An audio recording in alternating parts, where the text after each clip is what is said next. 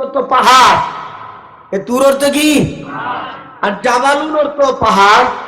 দুইটার মধ্যে পার্থক্য কি? যে পাহাড়ের মধ্যে বড় বড় গাছপালা রয়েছে ওইগুলিকে বলে, ওই পাহাড়কে বলে তুর। আর যে পাহাড় খালি গাছ থাকলেও ছোট ছোট গাছ বা গাছ নাই এমন পাহাড়কে বলে জাবালুন। জাবালুন আর তুর, এই তুর পাহাড়টা যেখানে হযরত মূসা আলাইহিস সালামের সাথে মূসা আলাইহিস সালাম আল্লাহর সাথে কথা বলতেন, এই পাহাড়ের নাম কি? এ তুর পাহাড়টা, তুর পাহাড়ের কসম, 5টা কসম খাইয়া, আল্লাহর তো আর কসম খাওয়ার দরকার নাই, আল্লাহ রাব্বুল আলামিন 5টা কসম খাইয়া 5টা জিনিসের শপথ করিয়া একটা জিনিস বুঝাইতে চাচ্ছেন। জিনিসটা কি? আল্লাহর গজব, আল্লাহর পক্ষ থেকে আযাব তোমার উপর পতিত হবে। 1 নাম্বার আযাব আসবে ইন্তেকালের সময়, 2 নাম্বার আযাব আসবে কবরে, 3 নম্বর আযাব হাসরের ময়দানে, 4 নাম্বার সবচেয়ে বড় আযাব জাহান্নামের আযাব। নাউজুবিল্লাহ বলে।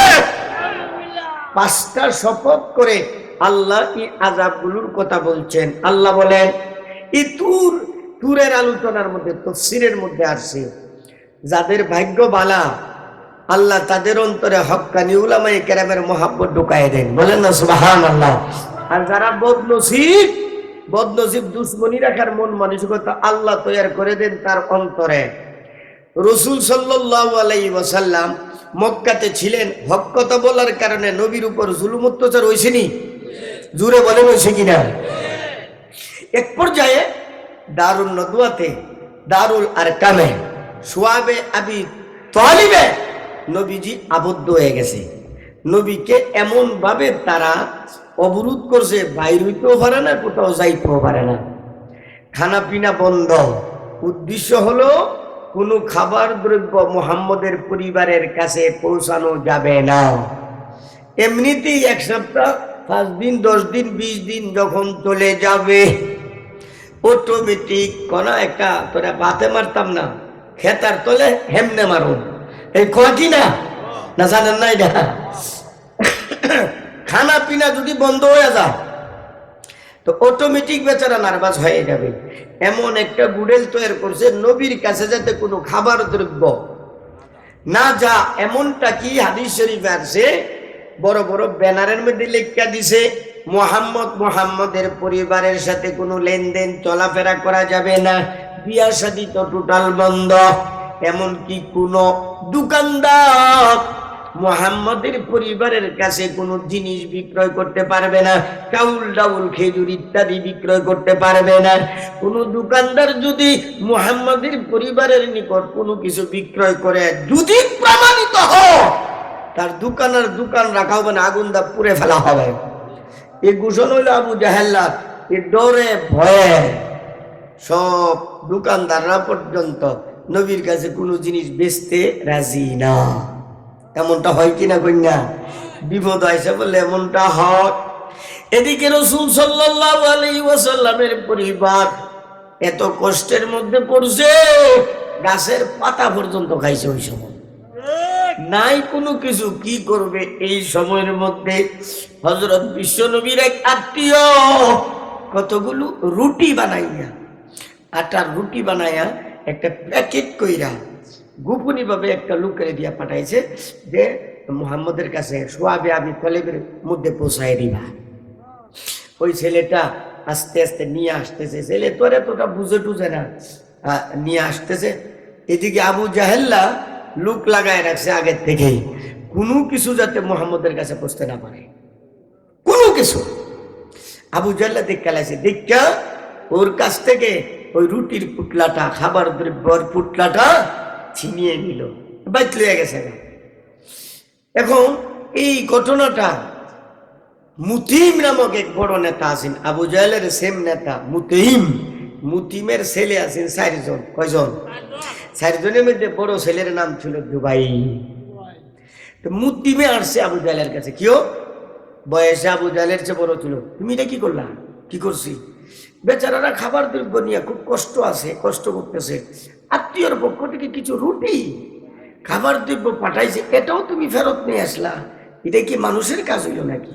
অমানবিক কাজ করছ। মানুষের অধিকার তুমি হরণ করছ। আবু জাহেল বলতেছে, আর ভাই কথা শোনো, এমনটা না করলে মুহাম্মদ শিক্ষা হইতো না। মুহাম্মদের শিক্ষা দেওয়ার জন্য মুতিম বলতেছে, আবু জাহেল আমি কিন্তু মুহাম্মদের কালিমা পড়ি নাই, মুহাম্মদের কালিমা আমি পড়ব না। কালিমা পড়লে তো তোমরা কইবা আমি মুহাম্মদের দলভুক্ত হয়ে গেছি। আমি মুহাম্মদের কালিমা পড়ি নাই, পড়ব না। কিন্তু এই জুলুম অত্যাচার আমি মেনে নিতে পারি না, আমি মানবো না। আমি তোমাদের সাথে নাই। এমন একটা কাজ তুমি করছো, অমানবিক কাজ করেছ, যে আত্মীয়ের পক্ষ থেকে কিছু খাবার দ্রব্য দেওয়া হয়েছে, এই খাবারগুলো তুমি রাস্তা থেকে ছিনিয়ে নিয়েছ। আমি দুঃখ পাইলাম। আমি পরিষ্কার বলে দিচ্ছি যে আমি এখন থেকে তোমাদের সাথে নাই। আরেকটা কথা বলতে চাই, আমি মুসলমান হই নাই, হব না, কিন্তু মুহাম্মদকে আমি রক্ষা করবো। বলেন সুবহানাল্লাহ। তোমরা যা পারো তা করো, মুহাম্মদের কিছু বিগ্রানোর জন্য বিগ্রাইবা। আমার 4 ছেলে, আমি 5 জনে মুহাম্মদকে হেফাজত করবো। এ হুঙ্কার দিয়া বাড়িতে এসে গেছে। বাড়িতে এসে 4 ছেলে। আগেকার দিন কিন্তু ছেলেরা মেয়েরা মা বাবার কথা সাংঘাতি মানত। সাংঘাতি এমন মানা, যদি বলছে বাবা তোমার কুরবানি করতে হবে সবাই, বলবে আব্বা আপনার ইচ্ছা বাস। বলেন সুবহানাল্লাহ। নবীজির চাচাদের ব্যাপারে এমনটাই হয়েছে।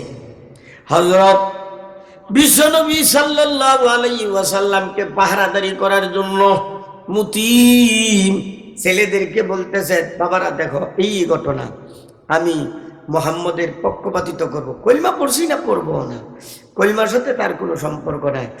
এখন তোমাদেরকে দায়িত্ব দিচ্ছি, তোমরা দিনে রাত্রে মুহাম্মদের পাহারাদারি করবা। ঘুমাইতেছেন আপনারা? দরকার না? এগুলো হলো আসল তাফসীর, শানে নুজুল বলতেছি। মুতিম বলতেছে, তোমরা 4টা তরবারি নিয়ে দাঁড়ায় থাকো, তো তোর দিকে চক্কর লাগাইবা।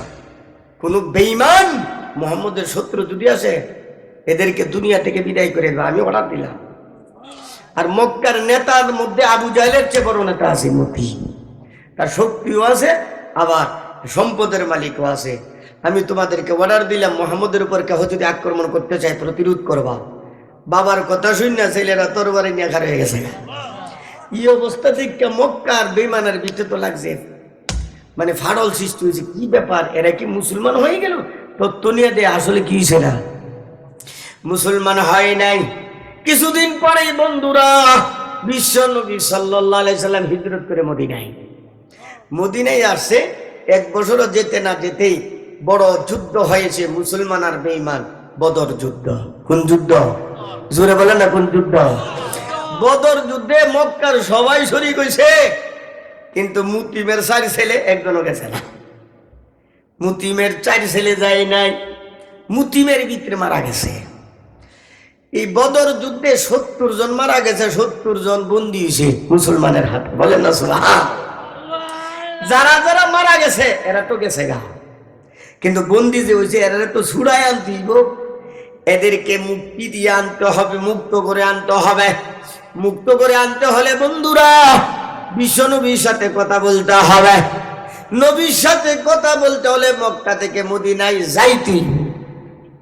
এখন যারা যারা মক্কায় আছে সবাই দাগি, সবাই বদমাইশি করছে, সবাই নবীরে কষ্ট দিছে। একজনও মদিনাতে যাইয়া নবীর সাথে কথা বলবে এ সাহস আর নাই, যে আমি যদি যাই আমার কচু কাটা কাটবো। এই কারণে কেহ যাওয়ার জন্য রাজি হলো না। মক্কার নেতৃস্থানীয় আবু জাহেলও কিন্তু না, আবু জাহেল তো মারা গেছে। বড় বড় নেতা ফেতা যা আছে 70টা মারা গেছে।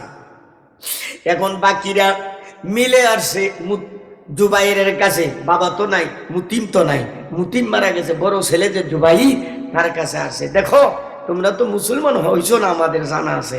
সাময়িকের জন্য একটা নাইনসাফি বেইনসাফি করার কারণে তোমার আব্বা মুহাম্মদকে রক্ষা করেছিল। এখন দেখো আমরা বিপদে পড়ছি, 70 জন মারা গেছে, এরা তো গেছে গা। যে 70 জন বন্দী অবস্থায় আছে এদেরকে তো আমাদের মুক্ত করে আনতে হবে, এদেরকে ছুটাই আনতে হবে। এখন ওদেরকে ছুটানোর জন্য মুহাম্মদের সাথে কথা বলতে হবে, কথা বলার জন্য তো ওখানে যাইতে হবে। আমাদের মধ্য থেকে একজনও যাওয়ার সাহস করতেছে না, কারণ সবাই দাগি, সবাই মুহাম্মদের কষ্ট দিছে, মুহাম্মদের সাহাবীদেরকে কষ্ট দিছে। তোমরা তো এই দাগি না। এখন একটা কাজ করো, তোমরা 4 ভাইয়ের মধ্যে যে কোনো একজন মদিনায় চলে যাও, তোমাদেরকে দেখলেন মদিনার নবীও খুশি হবে এবং আমাদের 70 জনের ব্যাপারে একটা সুন্দর ফাইসালা হয়ে যাবে। জুবাইর বলতেছেন, আপনারা যদি বলেন আমি যাবো, অসুবিধা নাই, আমার বিশ্বাস মুহাম্মদ আমাকে কোনো কিছু করবে না, কারণ তরবারি নিয়ে এত পাহারাদারি আমি করছিলাম। বলেন না সুবহানাল্লাহ। হযরত জুবাইর বিন মুতিম রাদিয়াল্লাহু তাআলা আনহু মুসলমান কিন্তু হয় নাই, চলে গেলেন মদিনায়। এমন সময় মদিনায় পৌঁছলেন যখন মাগরিবের আজান হচ্ছে। এখন জুবাইর চিন্তা করতেছে, যেহেতু আজান হয়ে গেছে, এখন কথা বলা ঠিক হবে না, নামাজের পরে নবীর সাথে কথা বলবো। আজান হয়ে গেছে, একামত হয়ে গেছে, বিশ্ব নবী নামাজও দাঁড়ায় গেছে। নামাজের মধ্যে এই সূরা তুর নবীজি তেলাওয়াত করলেন। আমি যতটুকু পড়ছি এতটুকু পর্যন্ত নবীজি প্রথম রাকাতে তেলাওয়াত করছেন। বলেন সুবহানাল্লাহ। হযরত জুবাইর বলেন, মক্কা নগরীতে থাকা অবস্থায় 13টা বছর পর্যন্ত মুহাম্মদ সাল্লাল্লাহু আলাইহি ওয়াসাল্লামের জবান থেকে অনেক কোরআনের আয়াত শুনছি। ওই সময় তো দিলের কানে শুনি নাই, মুসলমান হওয়ার নিয়তে শুনি নাই, গভীর মনোযোগ সহকারে শুনি নাই। আজকে যেহেতু অবসর আছি, আজকে মুহাম্মদের কোরআন তেলাওয়াতটা মনোযোগ সহকারে শুনবো। মেইন দরজার পাশে দাঁড়াইয়া কানটা লাগাইয়া হযরত জুবাইর আমার নবীর কোরআন তেলাওয়াত শোনা আরম্ভ করলেন। নবীজি নবীর কণ্ঠে, দরদ মাখা কণ্ঠে, মধুর কণ্ঠস্বরে এই সূরা তুর তেলাওয়াত করলেন। তুরের মধ্যে এই যে আযাব গজবের কথা, তোমাদেরকে কুত্তা বিলাই না বানাইয়া, খিনজির না বানাইয়া, পশু পাখি না বানাইয়া আশরাফুল মাখলুকাত বানাইলা। আমার নবীর কালিমা তোমরা যদি গ্রহণ না করো, মরণের সময় যে গজব নাজিল হবে কবরে, হাসরে এবং জাহান্নামে, এই আযাব প্রতিরোধ করার ক্ষমতা তোমাদের কারো না। নবীর জবানে এমন ভাবে তেলাওয়াত আরম্ভ করলেন, হযরত জুবাইর বিন মুতিম তার ভিতরে পরিবর্তন আইসা গেছে। জুবাইরের ভিতরে কম্পন আরম্ভ হইয়া গেছে। জুবাইর বলতেছেন, আমার ভয় হচ্ছে, যেইভাবে নবীজি তেলাওয়াত করছেন আমি তো এখনো মুসলমান হইছি না, আমার উপর গজব নিয়ে এখনই নাযিল হয়ে যা। এমন কান্না। হযরত জুবাইর রাদিয়াল্লাহু তাআলা নামাজ শেষে নবীর দরবারে গেলেন। নবীর দরবারে যাইয়া বলতেছেন, ইয়া রাসূলুল্লাহ, আগে আমাকে কলিমা পড়াইয়া মুসলমান বানাইয়া দেন। বলে সুবহানাল্লাহ। মুসলমান বানাই দিলেন। এরপরে ঘটনা বলছেন, হুজুর আসলে বিষয়টা এই, আমি মনোযোগ সহকারে যখন আপনার তেলাওয়াত শুনছি আমি আর সহ্য করতে পারি নাই, এমনকি হার্ট ফেল হয়ে যাওয়ার উপক্রম হয়ে গিয়েছিলাম। এখন কলিমা পড়ছে, এখন আমার বুঝে আসছে আপনি সত্য নবী, এখন আমাকে পাঠাইছে এরা এই কাজের জন্য। তখন বুখারী শরীফের হাদিস, নবীজি বলেন, লাউ কানাল মুতিমু হাইয়া, হে জুবাইর, তোমার আব্বা আমাকে যে উপকার করেছে, তোমরা 4 ভাই যদি আমাকে পাহারাদারি না করতা, বেঈমানের আরো কষ্ট আমাকে পৌঁছাইতো, আরো কষ্ট দিত। তোমার আব্বার একটু মেহনতের কারণে আল্লাহ আমাকে হেফাজত করছেন। তোমার আব্বা তো মারা গেছে, তোমার আব্বা যদি আজকে জীবিত থাকতো, জিন্দা থাকতো, আর শুধু বইলা দিত পত্রের মাধ্যমে যে মুহাম্মদ 70 জন যে বন্দি করছে, এগুলো আমি বলছি ছেড়ে দাও, খোদার কসম সবাইরে আমি ছেড়ে দিলাম। বলে লাউ কানাল মুতিমু হাইয়া সুম্মা তাকাল্লামানি বিহাউলাই নাতনা, বুখারী শরীফের হাদিস। এই নাপাকদের ব্যাপারে যদি আমাকে বলে দিত যে মুহাম্মদ ছেড়ে দাও, আমি ছেড়ে দিলাম। বলে না সুবহানাল্লাহ। এখানে এর দ্বারা কি বুঝছেন? এর দ্বারা কি বুঝছেন? দিলের কানে মনোযোগ সহকারে কোরআনের আলোচনা শুনলে তার মধ্যে পরিবর্তন না ঘটে পারে না। কথা ঠিক কিনা বলেন না? এখন আল্লাহ তাআলা বলেন, তুর পাহাড়ের শপথ, যে পাহাড়ে গাছপালা ছিল অনেক বড় বড়, গাছ না থাকলে এটার নাম জাবা। ওয়াত্তুরি ওয়া কিতাবিম মাসতুর। এক নম্বরে তুর পাহাড়ের শপথ করে বলছি, দুই নম্বরে লিখিত কিতাবের শপথ, মানে এই কোরআন। এই কোরআনটা এখানে যেভাবে লোহে মাহফুজের মধ্যে এইভাবে লিখিত পাতার মধ্যে কাগজের মধ্যে লেখা আছে, বলেন সুবহানাল্লাহ। ওখানতে সেম এইভাবে নাজিল করা হয়েছে। এই জন্য আল্লাহ বলেন এক নাম্বার ওয়াতুরি ওয়া কিতাবিম মাসতুর, এক নম্বরে তুর পাহাড়ের শপথ, দুই নম্বরে লিখিত কিতাবের শপথ, তিন নম্বরে ফি রাক্কিম মানসুর, উন্মুক্ত কাগজে লিখা কিতাবের শপথ, ওয়াল বাইতুল মামুর, বাইতুল মামুরের শপথ। বাইতুল মামুর ওই মসজিদ, ফেরেশতাদের মসজিদ, যে মসজিদে 70,000 ফেরেশতা দৈনিক প্রবেশ করে। যারা একবার সিরিয়ালে পাইছে, কিয়ামত পর্যন্ত দ্বিতীয়বার আর সিরিয়াল, চিন্তা করে দেখেন ফেরেশতাদের সংখ্যা কেমন হবে। এই ওয়াল বাইতুল মামুর, আর বাইতুল মামুর হলো কাবা শরীফের বরাবর উপরে। ওখানতে যদি একটা পাথর ফালায় দে, কাবা শরীফের মাঝে বরাবর এসে পড়বো, বলেন সুবহানাল্লাহ। গোটা দুনিয়ার মাঝামাঝিতে, মিডলে মাঝখানে হলো কাবা শরীফ। ওয়াল বাইতুল মামুর ওয়াস সাকফিল মারফু, সুউচ্চ আসমানের শপথ। আল্লাহ বলেন তুই একটা ঘর বানাস, কত ফুটি দিউন লাগে। এই যে একটা প্যান্ডেল করছে, কতলিটা দিছে ফুটি, আসেনি খুঁটি, খুঁটিগুলি কাটালো থাকবো নি। আল্লাহ বলেন এত বড় আসমান বানাইছি, একটা না 7টা আসমান। এই 7টা আকার যে বানাইলাম, তালাশ করে দেখ কোনো খুঁটি আসেনি, আছে নাই?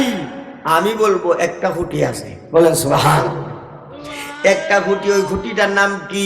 হাদিস শরীফে নবীজি বলেন লা তাকুমুস সাহ, কিয়ামত হবে না যতক্ষণ পর্যন্ত দুনিয়ার বুকে একজন লোক আল্লাহ আল্লাহ আল্লাহ বলনেওয়ালা থাকে।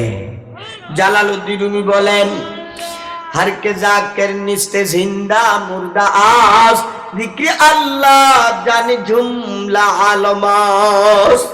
আমার ভিতরে রূহ আছে, বাইরে হয়ে গেলে আমি মরা। আপনার ভিতরে রূহ আছে, বের হইয়া গেলে মরা। গোটা দুনিয়ার রূহু, আসমান জমিনের রূহু হলো আল্লাহর জিকির।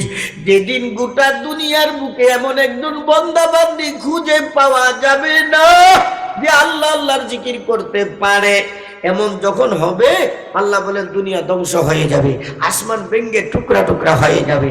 তো গোটা দুনিয়ার রূহু হলো আল্লাহ জিকির, বলেন না কি? আল্লাহ জিক্রে আল্লাহ জানে জুমলা আলমাস। আগে আল্লাহ বলেন ওয়াল বাহারিল মাসজুর, পানিতে ভরা সাগর, সমুদ্রের শপথ। পানিতে ভরা মানে একটু মেঘনা নদী গেলে একটু হালকা দেখবা। কক্সবাজার যাইও গিয়া দেখো, কক্সবাজারের পাড়ে দাঁড়াইবা, দেখবা পানি কারে ক, ঢেউ কারে ক। এই কথা ঠিক আছে কিনা? মাঝে মধ্যে যাইও, গুরবার লাগে। কুলসিরু ফিল আরদি, আল্লাহ রাব্বুল আলামিন বলেন ওয়াল বাহরিল মাসদুর, পানিতে পরিপূর্ণ সাগরের শপথ। আগে আল্লাহ বলেন 5টা শপথের পর বলতেছেন তোমরা যদি ঈমান আনয়ন না করো, আমার পক্ষ থেকে আযাব আসবে 3 জায়গা। কয় জায়গা? মরণের সময় কবরে এবং হাসরে জাহান্নামে। ইন্না আযাবা রাব্বিকা লাওয়াকি, আল্লাহর পক্ষ থেকে আযাব গজব তোদের উপর পতিত হবে, এমন ভাবে পতিত হবে মালাহু মিন দাফি, কোন শক্তি নাই আল্লাহর এই আযাবের গজবের মোকাবেলা করা। আল্লাহর আযাব প্রতিহত করার ক্ষমতা আসেনি? বলেন না আছে? আচ্ছা বলেন তো, মরার সময় আজরাইল যে আসে, যদি প্রতিহত করার সুযোগ থাকতো, আগের থেকে লাড়ি সুটা ফল টল বানাইয়া এক কাইটা না কাইটা বড় বড় লামদাউলিয়া বয়ে থাকলাম বলে, যদি শুনলাম বলে আজরাইল আইতেছে দর, আজরাইলের দিলাম বলে না বাড়ির কাছে আইবার লাগে, কথা ঠিকই না? কিন্তু আজরাইল এমন ভাবে আসে, আইসা থার ভাইয়া 2 গালের লাল বানাইলা, নাউজুবিল্লাহ বলে। অথচ তুমি আমি কিন্তু জানিও না, চিনিও না, দেখিও না। এই কারণে আল্লাহ বলেন মালাহু মিন দাফি, দুনিয়ার কোনো শক্তি নাই যে আল্লাহর আযাবের মোকাবেলা করবে, আল্লাহর আযাবকে প্রতিহত করবে। ইয়াউমা তামুরুস সামাউ মাউরা, যেদিন কিয়ামত সংঘটিত হবে আসমানটা গাড়ির চাকার নেই ঘুরতে থাকবে। নাউজুবিল্লাহ বলেন। এত জোরে ঘুরবে, টুকরা টুকরা হয়ে যাবে, একবারে তছনছ হয়ে যাবে গোটা দুনিয়া। পাহাড়গুলো রাঙ্গামাটি যাওয়ার পথে দেখবেন কত বড় বড়, বাংলাদেশের কথা বলতেছে, বাহিরের পাহাড় তো আরো বড় বড়। এই পাহাড়গুলো একদম রুইয়ের মতো, ধুলার মতো আকাশে উঠতে থাকবে। আল্লাহ বলেন ওয়াতাকুনুল জিবালু কালইহিনিল মানফুস, দুলার মতো, রুইয়ের মতো আকাশে উঠতে থাকবে, এত বিকট আওয়াজ হবে। আগে আল্লাহ বলেন ওয়াতাসিরুল জিবালু সাইরা, এখানে বলা হচ্ছে পাহাড়গুলো স্থানচ্যুত হয়ে যাবে, জায়গার মধ্যে পাহাড় থাকবে না, উড়ে যাবে, ধূলিসাৎ হয়ে যাবে। আগে আল্লাহ বলেন, কষ্ট হইতাছে বেশি? ফাওয়াইলু ইয়াউমাইযিল লিল মুকাজ্জিবিন, ধ্বংস, হতভাগা, বদনসিব ওই সকল লোকেরা যারা আমার নবীকে মিথ্যাবাদী বলছে, যারা আমার নবীর কলিমা পড়ে নাই, তারা হলো হতভাগা, বদনসিব। এই কথাটা শুনে জুবাইরের ভিতরে ভূমিকম্প আরম্ভ হয়ে গেছে। এই পর্যন্ত আমি তো আর কলিমা পড়ি নাই, তাহলে আমিও মিথ্যাবাদীদের অন্তর্ভুক্ত, আমার উপর যে কোনো সময় আল্লাহর গজব আসতে পারে। ফাওয়াইলুন ফাওয়াইলু ইয়াউমাইযিল লিল মুকাজ্জিবিন, যারা মিথ্যাবাদী, অর্থাৎ বিশ্বনবীকে মিথ্যাবাদী বলছে, পরকালকে মিথ্যা বলছে, এদের জন্য দুর্ভোগ, এরা হতভাগা, এরা বদনসিব। আল্লাযীনা হুম ফি খাউদি ইয়ালআবুন, যারা এই সাময়িক একটু ক্ষমতা শক্তি আছে, এই ক্ষমতা প্রদর্শন করতে গিয়ে কত বড় বড় বাহাদুরির কথা বলে। তুমি দেখো না ফেরাউনের যে শক্তি বেশি হয়ে গেছে না, ফেরাউনের বড়ি তোর 8টা রমন হইব, 8টা। বিশ্বনবী সাল্লাল্লাহু আলাইহি সাল্লাম বলেন, বুখারী শরীফের হাদিস, আদম নবীর বডি আছে 60 হাত লম্বা, আস্তে আস্তে কমতে কমতে আইছে, ফেরাউনের লাশটা মিশরে গিয়ে দেখায়ও কত লম্বা। ফেরাউনের হাড়ুর হমানো তো তুই হইতে পারবে না। ফেরাউন যতদিন রাজত্ব পরিচালনা করছে এর ধারে কাছে তুই যাইতে পারবে না। এমনও দিন গেছে, এমনও যুগ গেছে, একটা উট একজনে গায়ে লাইছে, বলেন না সুবহানাল্লাহ। আচ্ছা বলেন তো 60 হাত লম্বা যদিও, বেড়ার বুকটা যদি 12 হাত, ফ্যাটটা ধরে একটা উট খাওয়াতো, তার লাগে কোনো ব্যাপার হই না। আর তুমি আমি যে 50 জনে মিলে কি 100 জনও খাইতাম না একটা উট। 2টা টুকরা বেশি হইলে ককলে ফেটা বুট আরম্ভ হয়ে গেছে, আমার ডায়াবেটিস খাইতাম না, আমার গ্যাস্ট্রিকের সমস্যা হয়েছে। এবার আল্লাহ বলেন তোদের পূর্বে এত শক্তিশালী ছিল, কোথায় নমরুদ, কোথায় সাদ্দাত, কোথায় ফেরাউন, কোথায় কারণ? আল্লাহ বলতেছেন, হে নবী, আপনার সময় আবু জাহল উত্তর সবে তারা মস্তানি করতেছে, এদের মস্তানিও ধূলিসাৎ হয়ে যাবে, বলেন না সুবহানাল্লাহ। এই জন্য আল্লাহ বলেন আল্লাযীনা হুম ফি খাউদি ইয়ালআবুন, ওই সকল লোক যারা খেলতামাশায় সময়টা নষ্ট করছে। ইয়াউমা ইউদাউনা ইলা নারি জাহান্নাম দাআ, হাসরের ময়দানে এই সব পাপিষ্ঠ নাফরমানদেরকে, নবীর দুশমন, আলেমদের দুশমন দ্বারা এদেরকে আল্লাহ বলেন 70 গজ লম্বা আগুনের শিকল দ্বারা টাইট করে বাইন্দা হাঁটায় নিত না, বলের মতো সরায় নিব। নাউজুবিল্লাহ বলেন না, এই বলের মতো সরাইবো। ইয়াউমা ইউদাউনা, লাঞ্ছিত, বঞ্চিত, অপদস্থ করে তাদেরকে ধাক্কায়া ধাক্কায়া, লাইটায়া লাইটায়া জাহান্নামের দিকে নিয়ে যাওয়া হবে। ইলা নারি জাহান্নামা দাআ হাযিহিন নারুল্লাতী কুনতুম বিহা তুকাযিবুন, জাহান্নামের পাড়ে নিয়ে একটু তাদেরকে থামানো হবে এবং বলবে, দেখতো এই জাহান্নামের কথা উলামায়ে কেরাম বলেছিল, নবী রাসূলগণ এই জাহান্নামের কথা বলেছিল, কিন্তু তোরা বলতে এরা নাকি মিথ্যাবাদী, মিথ্যা কথা বলছে, নবী মুহাম্মদ মিথ্যা কথা বলছে। এখন দেখছেন এই জাহান্নাম মিথ্যা, বলেন না সুবহানাল্লাহ। চোখে আঙ্গুল দিয়ে দেখাইয়া দেওয়া হবে হাদিহিন নার, এই হলো জাহান্নাম। আল্লাতি, যে জাহান্নামের ব্যাপারে কুনতুম বিহা তুকাজ্জিবুন, তোমরা মিথ্যা বলা বলি করছিলে। আফাসিহিরুন হাদা আম আনতুম লা তুবসিরুন। নবীকে জাদুঘর বলতে, নবী পাগল হয়ে গেছে, নবী জাদুঘর, জাদু করছে। দেখতো এই জাহান্নামটা আসলে কি জাদু? না না, জাদু না, কোনো কথা নাই। আল্লাহর পক্ষ থেকে তখন বলা হবে ইসলাম, নাউজুবিল্লাহ বলেন, প্রবেশ কর জাহান্নামে।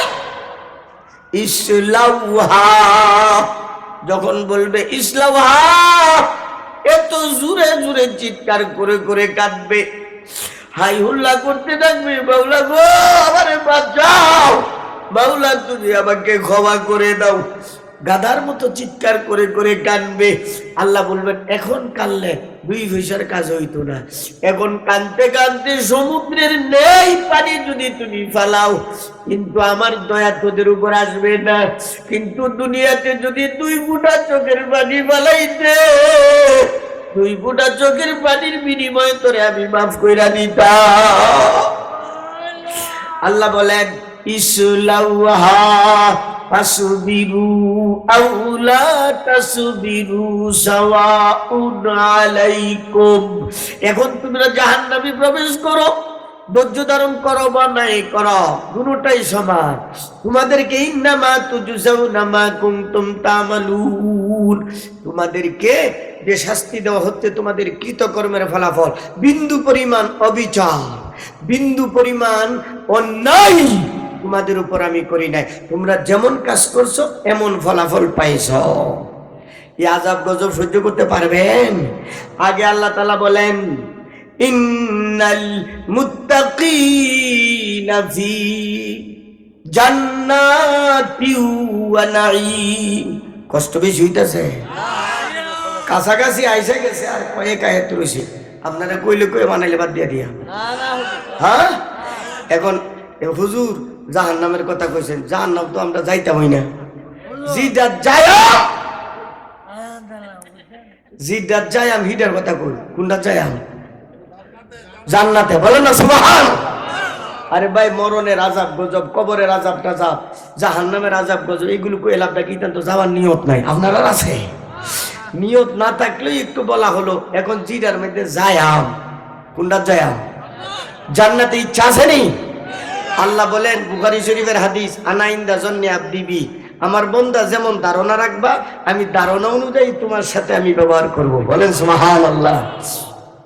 তুমি যদি বলো আল্লাহ তোমার দয়া সাগর, কুল কিনারা নাই, তুমি তো আমারে জান্নাত দিয়া দিবা, আল্লাহ বলেন তুই আমার ব্যাপারে এমন চমৎকার ধারণা রাখছো, তোরে জান্নাত দিয়া দিয়াম। এখন আল্লাহ বলেন ইন্নাল মুত্তাকিনা ফি জান্নাতি ওয়া নাঈম, যারা মুত্তাকি হবে। মুত্তাকি কারে বলে? যারা গুনাহ ছাইরা দিবে। বলেন না সুবহানাল্লাহ। মুত্তাকিরা সবচেয়ে বড় গুণ হইল মানুষকে ঠগাইবে না, ঠগাইবে না, ঠগাইবে না, ঠগাইবে না। ঠগানি বুঝেননি?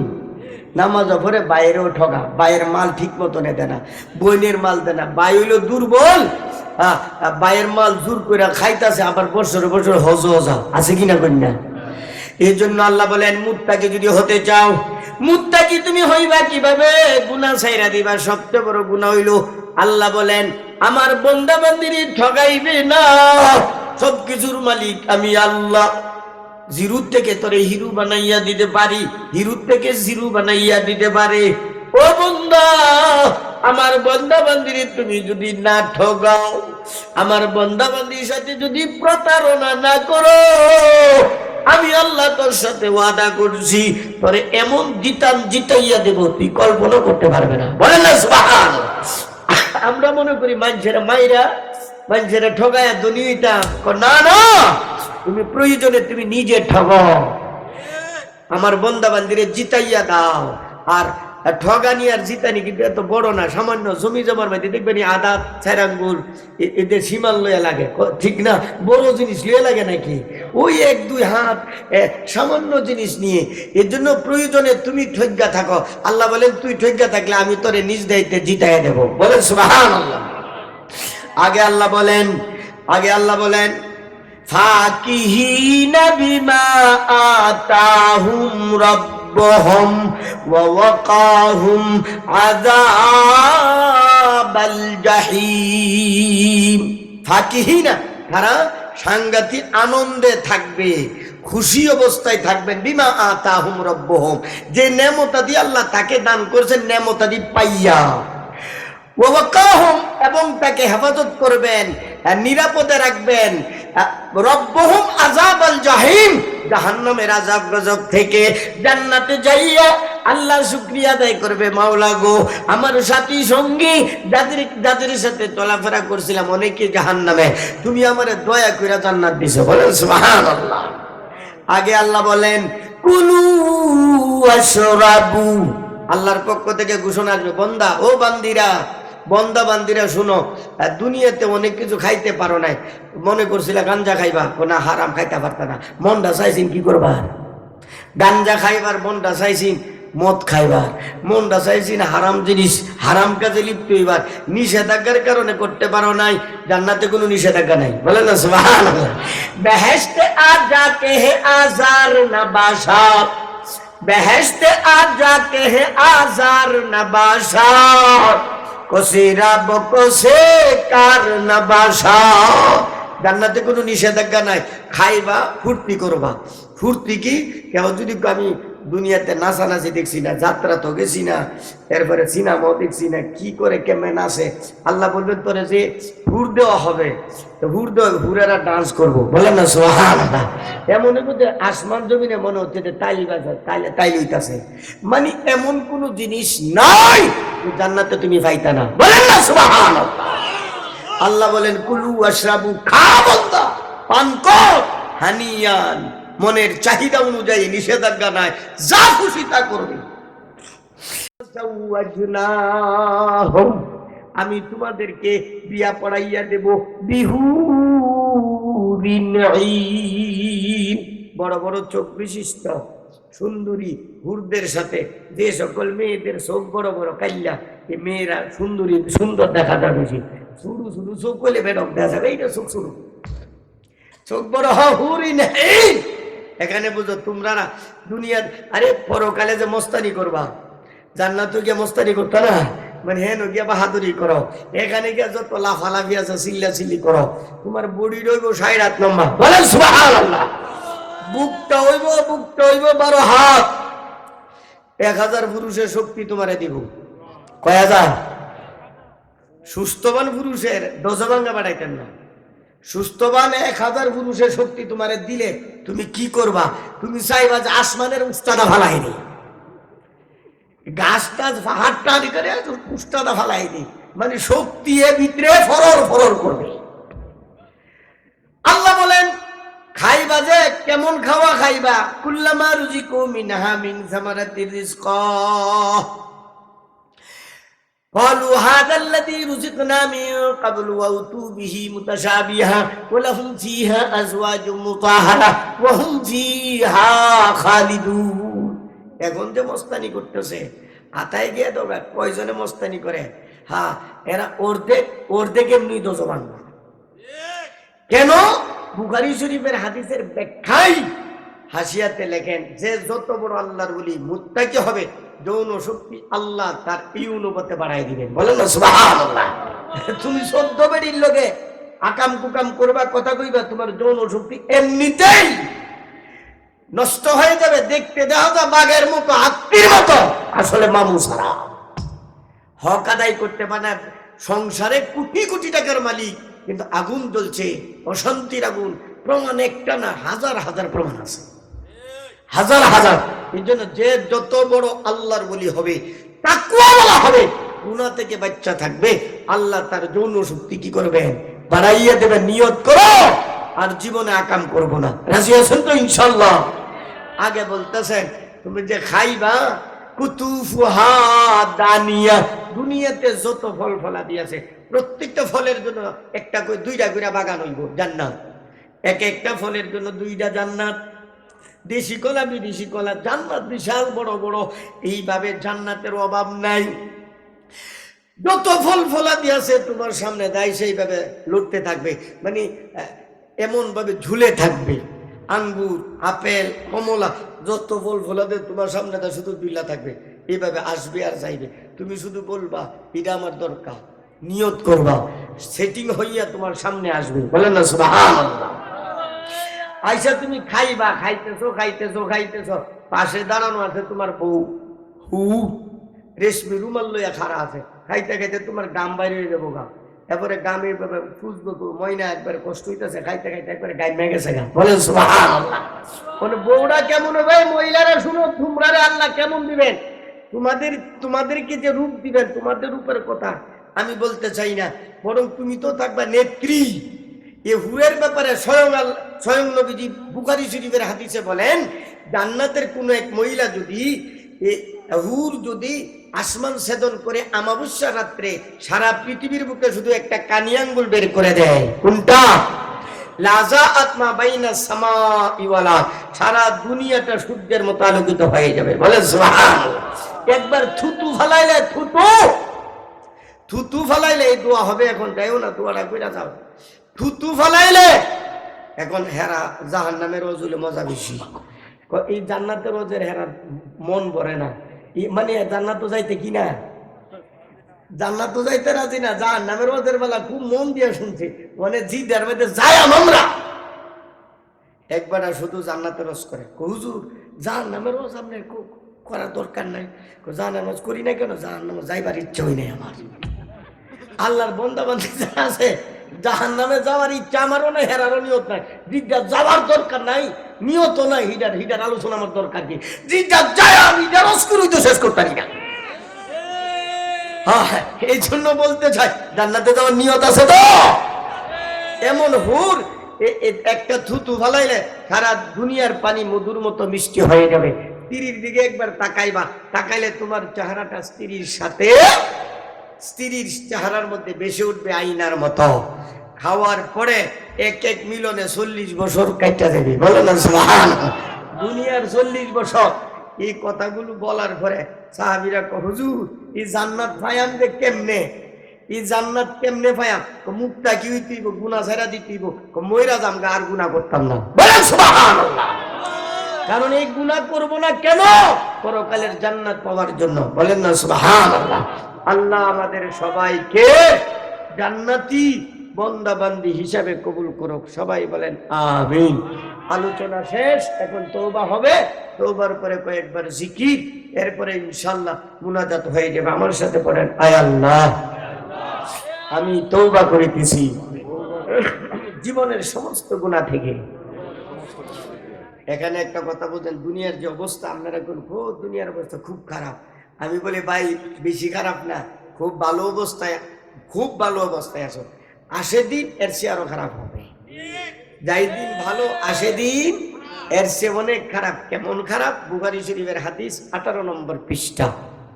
নবীজি বলছেন, পরিষ্কার হাদিস, এমন যুগ আসবে রাস্তাঘাটে, বাজারে, বন্দরে প্রকাশ্য ভাবে মানুষ কুত্তা বিলের মতো জিনার কাজে লিপ্ত হবে, কিন্তু বাধা দেওয়ার ক্ষমতা তোমার আর থাকবে না।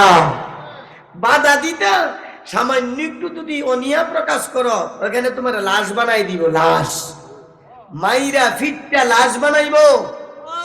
রাস্তা দিয়ে যাইতেছ, রাস্তার পাশে আকাম আরম্ভ করছে কুত্তা বিলের মতো। নাউজুবিল্লাহ বলেন। বলেন তো হে যুগ আইছে, এখন হে যুগ আইছে। মারামারি কাটাকাটি এমন ভাবে হবে, কে কারেম একজনকে মারলে কেন মারছে এর যদি জিজ্ঞেস করে, ভাই আরে মারলা কেন, কই তাকাম না। নাউজুবিল্লাহ বলে। ওই যুগের তুলনায় বর্তমান যুগ হাজার গুণে ভালো। আল্লাহর কাছে দোয়া করো, আল্লাহ আমাদেরকে যাতে ইমানের সাথে কবরও যাইতে পারি। সবাই বলেন আমিন। এর জন্য একটা হক্কানি কোনো একজন আল্লাহওয়ালার সাথে তোমার যদি সম্পর্ক হয়ে যায়, পরের আয়াতের মধ্যে আসে, পরের আয়াতের মধ্যে যে হাসরের ময়দানে তুমি যদি কোনো আল্লাহওয়ালার সাথে হক্কানি আলেমের সাথে সম্পর্ক রাখো, কিয়ামতের ময়দানে ওই আল্লাহওয়ালার সেম মর্যাদা, সেম সম্মান তোমাকে দেওয়া হবে, বিন্দু পরিমাণও কম করা হবে না। বলেন না সুবহানাল্লাহ। আমার সাথে পড়েন, আয় আল্লাহ আমি তওবা করিতেছি জীবনের সমস্ত গুনাহ থেকে, কবিরা সগীরা, জানা অজানা, দিনে রাত্রে, প্রকাশ্যে গোপনে, বেদাতি শিরিকি কুফুরি, ইয়া আল্লাহ এই সমস্ত গুনাহ দয়া করে মাফ করে দাও।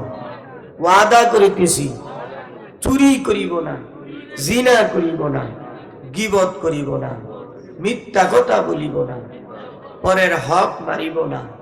ইয়া আল্লাহ ওয়াদা করিতেছি পাঁচ ওয়াক্ত নামাজ সঠিক টাইমে সুন্নত তরিকায় পড়ার চেষ্টা করিব, রমজান মাসে রোজা রাখিব, হজ ফরজ হলে হজ করিব, যাকাত ফরজ হলে যাকাত দেব, জিহাদ ফরজ হলে জিহাদ করিব।